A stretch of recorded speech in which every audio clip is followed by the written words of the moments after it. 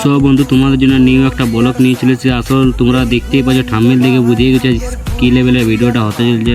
Continue পুরো ভিডিওটা দেখতে থাকো। ঘর থেকে বার হয়ে গেছি, এক জায়গায় যাওয়ার জন্য এমার্জেন্সি যেতে হবে আমাকে। এখন আমি যাচ্ছি পুরুলিয়া। কন্টিনিউ ভিডিওটা দেখতে থাকো। তো সব বন্ধু, আমি রাস্তার ভিউ দেখতে দেখতে আমি যাচ্ছি এখন পুরুলিয়া। ফাইনালি গাইস, পুরুলিয়ার বাস ধরে নিয়েছি। পুরো ব্লগটা তোমরা দেখতে থাকো। ফাইনালি বন্ধু, পুরুলিয়া নামে গলি কোচায় ঘুরে মানে অনেক পুরুলিয়ার ভিউটা কিরকম এখন আছে।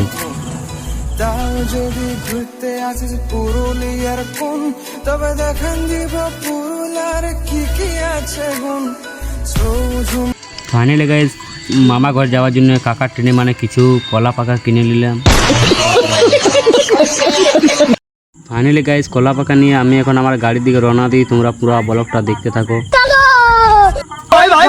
বন্ধুরা, আমি এখন গাড়ি চাপে গেছি বোকারো যাওয়ার লাইনে। তোমরা দেখতে থাকো।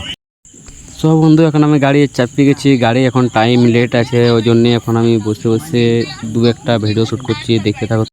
দু একটা ভিডিও শ্যুট করতে করতে আমাদের গাড়ি ছাড়িয়ে দিয়েছে প্রায় বোকারো যাওয়ার লাইনে। দেখতে থাকো।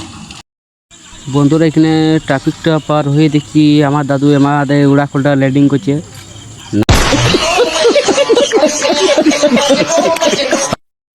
না না না, আমার দাদু ল্যান্ডিং করে নয়, এখানে আছে মানে এটা